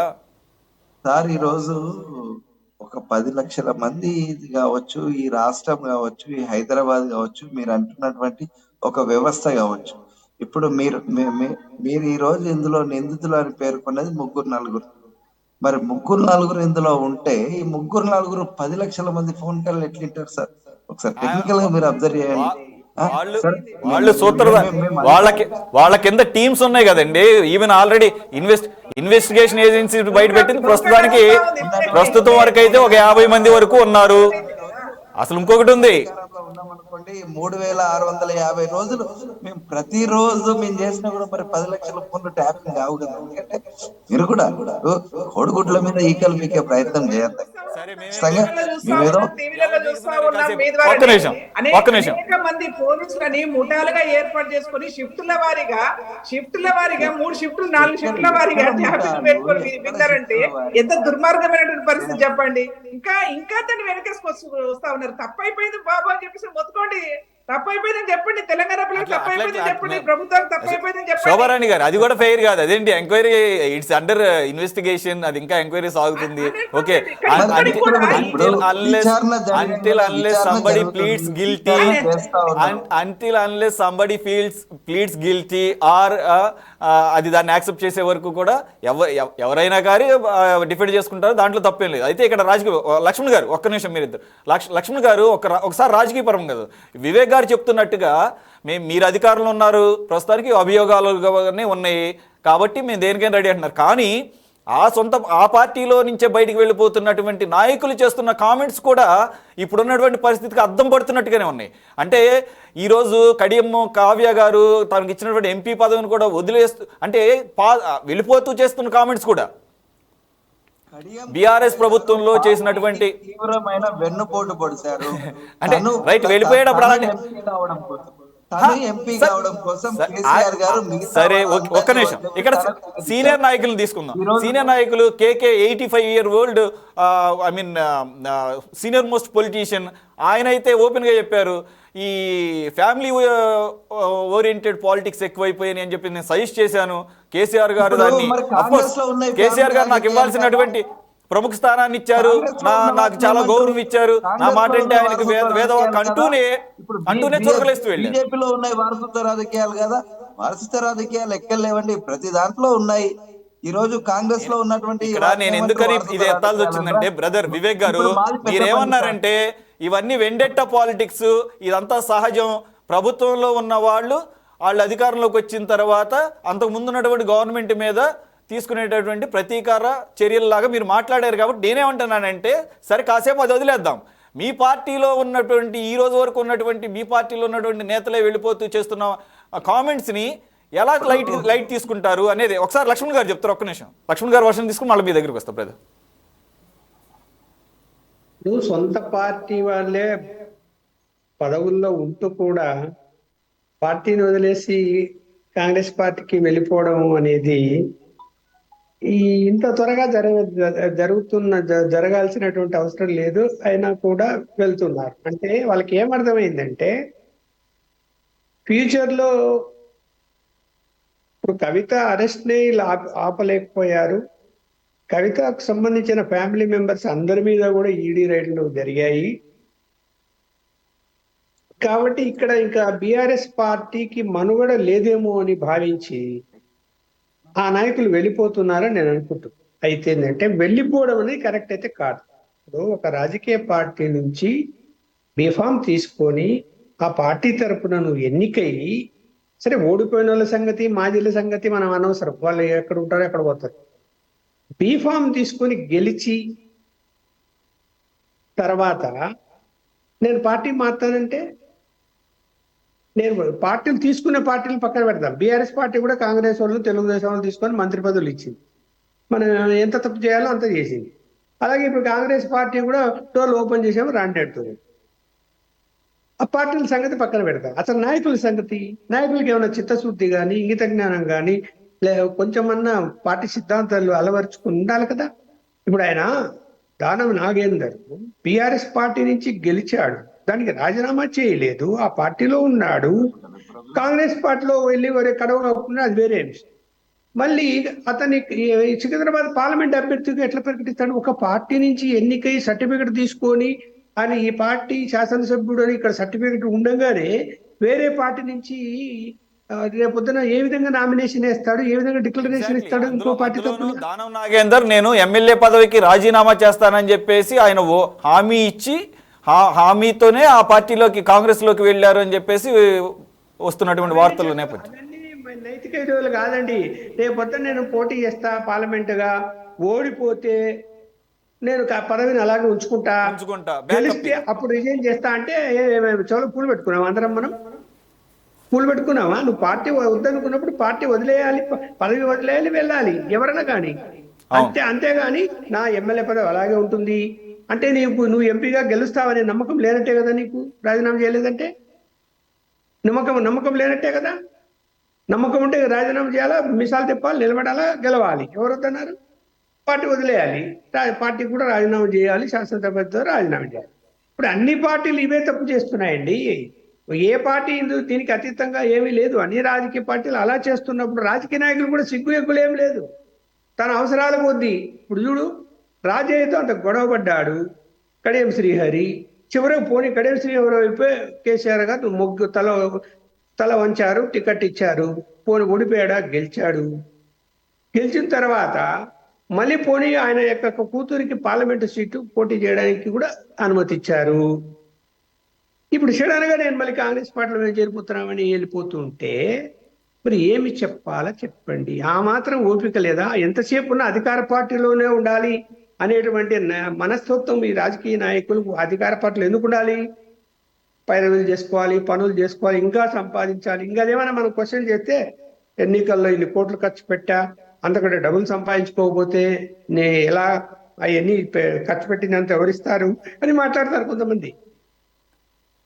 మరి ఏదో కాంగ్రెస్ వాళ్ళే సమాధానం చెప్పాలి. శోభారాణి గారు, అసలు కాంగ్రెస్ పార్టీ వీక్ అవడానికి ఒక ప్రధాన కారణమే బీజేపీ, మోదీ చెప్పేటటువంటి ఈ రకమైనటువంటి అవినీతి సిద్ధాంతాలు, లేదంటే డైనాసిటీ పాలిటిక్స్, ఈ రకమైనటువంటి. మీరు వీటిల్ని ఎంతవరకు కూడా వీటికి దూరంగా ఉండాల్సింది పోయి ఇప్పటికీ కూడా మీకు 10 సంవత్సరాల తర్వాత అధికారంలోకి వచ్చిన తర్వాత మీ పార్టీలో ఉన్న వాళ్ళే గతంలో ఖచ్చితంగా దానా నాగేంద్ర అవ్వచ్చు, Kekeshwar, they shouldn't leave the Congress party in the first place if you consider their seniority. కానీ అవకాశం కోసం 2 సార్లుగా కాన్సిక్యూటివ్గా అక్కడ తెలంగాణ తెచ్చామని చెప్తున్నటువంటి టీఆర్ఎస్గా ఉన్నటువంటి పార్టీ, బీఆర్ఎస్గా మార్చిన పార్టీలోకి మారి అన్ని పదవులు అనుభవించి వారు ఈరోజు అధికారంలో లేరని చెప్పేసి మళ్ళీ మా పాత గూటికి వస్తాను, చచ్చిపోయే వరకు ఇక్కడే ఉంటే కేకేశ్వర్ గారు ఆయన సీనియారిటీ, ఆయన వయసు కన్నాగా ఆ మాటలు మరి అనకూడదేమో. కానీ నువ్వు మొన్నటి వరకు ఉన్నది ఎక్కడ? అదే కాంగ్రెస్లో. నేను చచ్చే వరకు కాంగ్రెస్లో ఉంటాన్న వ్యక్తి బీఆర్ఎస్లోకి వెళ్ళి 10 సంవత్సరాలు అక్కడ అంతా అనుభవించి ఈరోజు మళ్ళీ కాంగ్రెస్లోకి వచ్చి నేను నా సొంత గూటికి వచ్చే టైం అయింది. ఏంటండి ఈ మాటలు మాట్లాడే వాళ్ళు అసలు మీరు ఎలా ఎంటర్టైన్ చేస్తున్నారు? మీకు కూడా మీకు అంతే బాధ్యత ఉందిగా. ఇక్కడ మనము ఒక విషయం మనము ఒక టైం ఇవ్వండి. ఎందుకనంటే తెలంగాణ రాష్ట్రంలో పెద్దలు లక్ష్మణ్ గారు కూడా చెప్పారు చాలా విషయాలు. తెలంగాణ రాష్ట్రాన్ని తెచ్చుకున్నదే మనము ఆత్మగౌరవం కోసం సార్. కానీ తెలంగాణ రాష్ట్రం వచ్చిన తర్వాత ఏ ప్రజాస్వామిక హక్కుల కోసమైతే, ఏ ఆత్మగౌరవం కోసమైతే తెలంగాణ తెచ్చుకున్నామో ఆ ఆత్మగౌరవం కానీ ఆ ప్రజాస్వామిక హక్కులు కానీ తెలంగాణ రాష్ట్రంతో పూర్తిగా కాలరాచబడ్డాయి. అవి ఎవరికి మనం కోరుకునే తెలంగాణ, జయశంకర్ సార్ కావచ్చు, తెలంగాణ కోసం అమరులైన అమరవీరులు కావచ్చు, కోరుకునేటువంటి తెలంగాణ అయితే రాలేదు. కేవలం తెలంగాణ రాష్ట్రం గడీల ముంగట ప్రజలు నిలబెట్టే విధంగా గడీల పరిపాలన ఇవాళ కొనసాగుతా ఉన్నది. అంతేకాకుండా ఏ ప్రజాస్వామిక హక్కులని చెప్తా ఉన్నాము మనము, నిరంకుశానికి వ్యతిరేకంగా చెప్తా ఉన్నామో, ఆంధ్ర పెత్తందారులకు వ్యతిరేకంగా తెలంగాణ రాష్ట్రమే కావాలని కోరుకున్న మనమే ఇవాళ కేసీఆర్ యొక్క పెత్తందారి వ్యవస్థ ఇవాళ ఈ రాష్ట్రంలో కొనసాగిందా లేదా మనం ఒకసారి ఆత్మవిమర్శ చేసుకోవాలి. ఇవాళ తెలంగాణ రాష్ట్ర సమితి బీఆర్ఎస్ పార్టీ వాళ్ళు కూడా ఆ రోజు చెప్పినటువంటి సిద్ధాంతాలు తెలంగాణ రాష్ట్రం వచ్చిన తర్వాత కేసీఆర్ గారు ఎందుకు 10 సంవత్సరాల అధికారంలో ఉన్నప్పుడు లేదా మేడం? 10 సంవత్సరాల అధికారంలో ఉన్నారు కదా, 10 సంవత్సరాలు మాత్రమే ఉన్నారు కదా. టీఆర్ఎస్ ఫౌండర్ ని జయశంకర్ సార్ ఫాలో అని టీఆర్ఎస్ ఫౌండర్ నీకు తెలియదు, నువ్వు తర్వాత వచ్చినట్టున్నావు కానీ అడుగు నువ్వు కేసీఆర్ గారు నన్ను శోభారని ఫస్ట్ మహిళా ప్రెసిడెంట్ టీఆర్ఎస్ కి మేము చెప్తున్నాం, మేము ఉద్యమాలు చేసినాము, మేము పోరాటాలు చేసినాము, మేము లాఠీ దెబ్బలు తిన్నాము. కేసీఆర్ గారు జై అంటే జై అని చెప్పేసి ఉద్యమాలు చేసి రోడ్ల మీద పడి దెబ్బలు తినొచ్చాము మేము. కానీ వాళ్ళ తెలంగాణ రాష్ట్రం వచ్చిన తర్వాత అదే గడీల ముంగట మోకరిల్లే విధంగా ప్రజాప్రతినిధులను బానిసలుగా చేశారు, మాట్లాడే హక్కు లేకుండా చేశారు. కేసీఆర్ యొక్క అపాయింట్మెంట్ కావాలంటే మంత్రులు సైతం నెలల కాబట్టి ఇవాళ తెలంగాణ రాష్ట్రం వచ్చిన తర్వాత ఏ హక్కులైతే అనుకున్నామో ఆ హక్కులు రానప్పుడు కేసీఆర్ వివేక్ గారు మీకన్నా ముందే టీఆర్ఎస్ లో ఉన్నారన్నారు కదా, ఆవిడ వర్షన్ విందాము, విన్న తర్వాత you can give your own version. Okay, no problem. Sir నేను ఒక మాట చెప్తాను. ఆ రోజు ఉన్నటువంటి తెలుగుదేశం పార్టీని నిర్దాక్షిణ్యంగా ఈ రాష్ట్రంలో లేకుండా చేశారు. నిర్దాక్షిణ్యంగా కాంగ్రెస్ పార్టీలో ఉన్నటువంటి ప్రజాప్రతినిధులను బెదిరించి నయాన భయాన టీఆర్ఎస్ పార్టీలో చేర్చుకున్నారు. కాబట్టి నేను చెప్తా ఉన్నాను, ఏ మనకు వెనుకట పెద్ద మనుషులు చెప్తారు, పిల్లిని సైతం బంధించి మనం ఇంట్లో పెట్టి కొడితే పులి అవుతుందని చెప్పేసి. అదే విధంగా తెలంగాణ రాష్ట్రంలో ఉన్నటువంటి ప్రజాప్రతినిధులను మమ్మల్ని ఆరోపణలు చేస్తున్నటువంటి చేస్తా వాళ్ళను ఉన్నారు కూడా కదా, ఇవాళ వాళ్ళ మానసిక క్షోభను గురి చేశారండి. మీరు కూడా అట్లనే అందుకే ఇవాళ చేసుకుంటా ఏదైతే ఉంటారా? నిరంకుశ పరిపాలన నుంచి ఇవాళ ప్రజాస్వామ్యం వైపు ఇవాళ రాష్ట్రంలో ఉన్నటువంటి ప్రజాప్రతినిధులు బీఆర్ఎస్ పార్టీలో గెలవచ్చు, నిస్సిగ్గుగా ఇవాళ కావచ్చు, ఆ పార్టీ బీఫామ్ మీద గెలిచి కూడా ఇవాళ ప్రజాస్వామ్యం వైపు వస్తామని చెప్పేసి ఇవాళ కాంగ్రెస్ పార్టీ వైపు వస్తా ఉన్నారు. మనందరూ కూడా తెలుసు, భారతదేశంలో అత్యంత ప్రజాస్వామికమైనటువంటి పార్టీ కాంగ్రెస్ పార్టీ, అత్యంత స్వేచ్ఛ కలిగినటువంటి పార్టీ కాంగ్రెస్ పార్టీ, అత్యంత నిరంకుశమైనటువంటి పార్టీ బీఆర్ఎస్ పార్టీ. కాబట్టి వాళ్ళ బీఆర్ఎస్ పార్టీ వదిలించుకొని అక్కడ గెలిచినా సరే సరే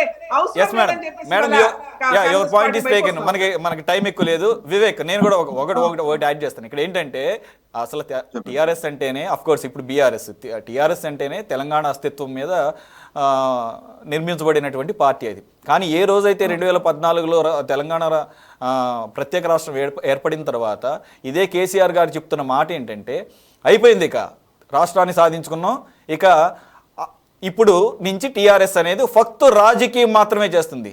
అంటే మేము తెలంగాణ అస్తిత్వాన్ని పక్కన పెట్టి, మీరు ఏదైతే మీకు బ్రాండింగ్ ఉందో ఆ బ్రాండింగ్ని పక్కన పెట్టి మీరు రాజకీయాలు చేస్తూ ఈ కాంటెంపరీ పాలిటిక్స్ను కూడా మీరు ఇంప్లిమెంట్ చేస్తూ ఇంకా మాట్లాడాలంటే ఇంకాస్త స్పీడప్ చేసి విపక్షాలను వీకెండ్ చేసుకుంటూ ఆ పార్టీలో ఉన్న వాళ్ళని చేర్చుకుంటూ మొదటి నుంచి తెలంగాణ వాదాన్ని వినిపించిన వారిని అశ్రద్ధ చేస్తూ ఆ పార్టీల నుంచి వచ్చినటువంటి, అలాగే అప్పట్లో తెలంగాణ వాదానికి వ్యతిరేకంగా ఉన్నవాళ్ళు లేదంటే తెలంగాణ వాదానికి మద్దతుగా నిలబడని వాళ్ళకి పదవులు ఇచ్చి ప్రోత్సహించడమే ఈరోజు బీఆర్ఎస్ యొక్క దుస్థితికి మూలం అని చెప్పేసి అనేక మంది అనలిస్టులు చెప్తున్నారు. ఇప్పటివరకు శోభారాణి గారు కూడా ఇంతకుముందు ఆ పార్టీలో పనిచేసి బయటకు వచ్చినటువంటి శోభారాణి గారు కూడా చెప్తున్నారు. దానికి మీరు కంక్లూడ్ చేస్తే ఒక 2 minutes క్లోజ్ చేసేద్దాం. ఆఫ్టర్ దట్ లక్ష్మణ్ గారు విల్ కంక్లూడ్ ద డిబేట్. ఈరోజు ఒకవేళ మేము తెలంగాణ రాష్ట్రం కోసం ఏర్పాటైందే మొదటగా మా ఈ తెలంగాణ రాష్ట్ర సమితి పార్టీ 2001లో పార్టీని పెట్టుకున్న తర్వాత నుండి తెలంగాణ రాష్ట్రం కోసం పోరాటం చేసి 2014లో తెలంగాణ రాష్ట్రాన్ని సాధించిన తర్వాత తెలంగాణ రాష్ట్ర ఏర్పాటు తర్వాత ఖచ్చితంగా కూడా మా పార్టీ అనేది అప్పటి వరకు ఉన్నటువంటి ఉద్యమ పార్టీ, తెలంగాణ రాష్ట్ర సాధన కోసం ఏర్పాటైనటువంటి తెలంగాణ రాష్ట్ర సమితి అనేటువంటి ఉద్యమ పార్టీ 2014 నుండి మేము అధికారంలోకి వచ్చిన తర్వాత ఖచ్చితంగా ఇది మేము రాజకీయ పార్టీగా అవతరణ చెందుతా ఉన్నాం. మేము కూడా ఒక రాజకీయ పార్టీగా ఏవైతే ఒక రాజకీయం చేయాల్సినటువంటి ఈ రాష్ట్రంలో అధికారంలో ఉండడం కోసం చేయాల్సినటువంటి కార్యక్రమాలు ఎన్ని ఉన్నాయో అవన్నీ కూడా చేసినాము. అప్పుడు మా పాలన నచ్చి ఖచ్చితంగా కూడా వాళ్ళు మా పార్టీలలో జాయిన్ అయ్యారు. ఒకవేళ బెదిరించి జాయిన్ చేసుకున్నట్లయితే ఇప్పుడు కాంగ్రెస్ పార్టీ కూడా బెదిరించి జాయిన్ చేసుకున్నట్టు. మేమేం చెప్తా ఉన్నాం, మా యొక్క పాలన నచ్చి మీతో పాటు కలిసి పనిచేస్తామని వచ్చిన ప్రతి ఒక్కరిని కూడా మేము తీసుకోవడం జరిగింది. అందులో కొంతమంది ఫస్ట్ నుండి తెలంగాణ రాష్ట్ర సాధన కోసం పోరాడిన వాళ్ళు కావచ్చు, తెలంగాణ రాష్ట్ర సమితి పార్టీ ఏర్పాటు చేసినప్పటి నుండి పనిచేసిన వాళ్ళకి కావచ్చు, కొద్దిగా అవకాశాలు అనేది రాలేదు, దాంట్లో వాళ్ళు అలిగి వెళ్ళిపోయిన మాట అయితే వాస్తవం. ఇప్పుడు మీరు చెప్తా ఉన్నారు దొరల పాలననో లేకపోతే గడిల పాలననో ఇంకోటి తెలంగాణ ఆత్మగౌరవం దొరకకపోయింది. తెలంగాణ ఆత్మగౌరవం అనేది మరి మీరు 2014 నుండి 2024 వరకు మా పార్టీలో అధికారంలో ఉన్న వాళ్లకు అప్పుడు తెలియలేదా? అప్పుడు వాళ్ళ ఆత్మ గౌరవం గురించి కావచ్చు, ఇంకేదో మీరు చాలా విషయాలు చెప్పారు. ప్రభుత్వము అధికారం పోయిన తర్వాతనే ఇవన్నీ గుర్తొచ్చినాయా వాళ్ళకు? ప్రభుత్వం అధికారంలో ఇప్పుడు మా పార్టీ అనేది అధికారంలో లేదు కాబట్టి వాళ్ళకు ఇవన్నీ విషయాలు గుర్తొచ్చి పక్క పార్టీ అధికారంలో ఉంది కాబట్టి అక్కడ స్వేచ్ఛ ఉంది, అక్కడ ఆ పార్టీ బాగుందని మీరు అన్ని చెప్పిన విషయాలు అనుకూలంగా పోయినా టైం వస్తుంది అంతే. దెబ్బ కొట్టే టైం వస్తుంది, ఆ టైం వచ్చినప్పుడు డెఫినెట్ గా రివెంజ్ తీసుకుంటారు. ఏ రకంగా చూసినా what goes around comes around అన్నట్లుగా లక్ష్మణ్ గారు you can conclude it now. Not only that, actual గా రేవంత్ రెడ్డి కోఇన్సిడెంటల్ వచ్చామో, రేవంత్ రెడ్డి గారు ఏదైతే 10 సంవత్సరాల క్రితం ఓటుకు నోటు కేసులో ఫోన్ ట్యాపింగ్ వ్యవహారంలో నేను విక్టిమ్ అని చెప్పేసి చెప్తారు, ఇప్పుడు అదే ఫోన్ ట్యాపింగ్ వ్యవహారంలో గిలగిలా కొట్టుకుంటుంది ఇప్పుడున్న బీఆర్ఎస్ పార్టీ. సో ఇది పొలిటికల్ వెండెట్టగానే భావించాలా, లేదంటే కనుక ఇదంతా కూడా కాంటెంపరీ పాలిటిక్స్లో భాగంగానే చూడాలంటారు? అంటే కంటెంపరీ భాగం ఇప్పుడు అంత రాజకీయము, చిత్తశుద్ధి ఏముండదు. ఇప్పుడు ఎన్నికలు అయిపోయినండి ఏం జరుగుతుందో మనం చూస్తాం కదా. ఇక్కడ చిత్తశుద్ధి ఉంటే తాను ఏమన్నాడు, కేసీఆర్ ను భయంకరంగా తిట్టాడు రేవంత్ రెడ్డి ఈ యొక్క పార్టీ ఫిరాయింపుల గురించి.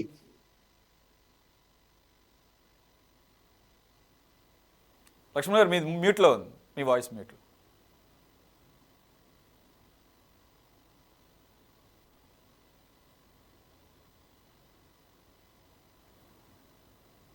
హలో, వినిపిస్తుందా ఇప్పుడు?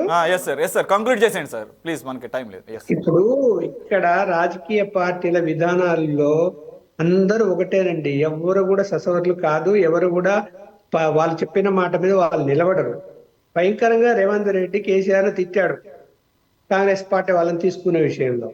ఇప్పుడు ఏం చేస్తున్నారు వాళ్ళు? మరి ఇప్పుడు ఎవరు తిట్టాలి ఇప్పుడు? కాబట్టి అందరూ ఒకటే. రాజకీయ ప్రయోజనాలు ఇంపార్టెంట్ కాదని ఎవరు నేను అంటలేదు. ప్రతి రాజకీయ పార్టీకి వాళ్ళ రాజకీయ లక్ష్యాలను నెరవేర్చుకోవాలి, వాళ్ళ రాజకీయంగా ముందుకు పోవాలనుకుంటారు. అందులో ఇంకా ప్రధాన అంశం ఏమిటంటే ముందు పార్టీ ఫిరాయింపుల చట్టముల్లో లొసుగులు ఉండటం, దాని వలన వీళ్ళ ఆటలు సాగుతున్నాయి. ఆ లొసుగులను సవరించాల్సినటువంటి కేంద్ర ప్రభుత్వము లొసుగులు ఉన్నాయని చెప్తూ ఉన్నది, ఆ విధానం కరెక్ట్ కాదు అంటున్నది. కానీ 10 సంవత్సరాల్లో కేంద్రంలోని బీజేపీ ప్రభుత్వం కూడా ఆ ఫిరాయింపులు యొక్క చట్టంలో ఉన్న లొసుగులు తొలగించలేదు, కఠినం చేయలేదు. అంటే వాళ్ళు కూడా అదే పని చేస్తున్నారు కదా, వాళ్ళు కూడా ఆ దారిలోనే వెళ్తున్నారు. అందుకని అన్ని రాజకీయ పార్టీల దారి ఒకటే. ఓకే బ్రదర్, ఇక మనకి టైం లేదు. Vivek let us meet some other time. కాబట్టి ఖచ్చితంగా Let us meet and discuss in some other time. Speaker గారికి ఇచ్చాం, హైకోర్టులో వేసాం ఈ రోజు అనర్హత వేటు వేయమని చెప్పి దానం నాగేందర్ గారి మీద. Right, okay, thank you very much for joining Vivek and journalist Laxman garu. Thank you so much for joining Bandaru Shobharani garu. మొత్తానికైతే తెలంగాణలో ఫోన్ ట్యాపింగ్ వ్యవహారం రోజుకొక మలుపు తిరుగుతుంది, రోజుకొక అరెస్టుతో ఇది విస్తృతంగా పరిధిని కూడా పెంచుకుంటూ పోతుంది. కాబట్టి దీనిలో ఎంతమంది ఇన్వాల్వ్ అయ్యారు, ఎన్ని లక్షల ఫోన్స్ ట్యాప్ చేయబడ్డాయి, అలాగే ఏ వర్గాలకు సంబంధించిన వాళ్ళు ఇన్వాల్వ్ అయ్యారు, ఎవరెవరు విక్టిమ్స్ అనేది కూడా రేపు ఫ్యూచర్లోనే బయటకు రావాల్సిన పరిస్థితి కనపడుతుంది. చూద్దాం ఎన్ని మలుపులు తిరుగుతుందో ఈ ఫోన్ ట్యాపింగ్ వ్యవహారం. ఇది ఇవాల్టి స్పెషల్ డిబేట్. మరో డిబేట్లో మళ్ళీ కలుద్దాం. Stay tune to city 24/7.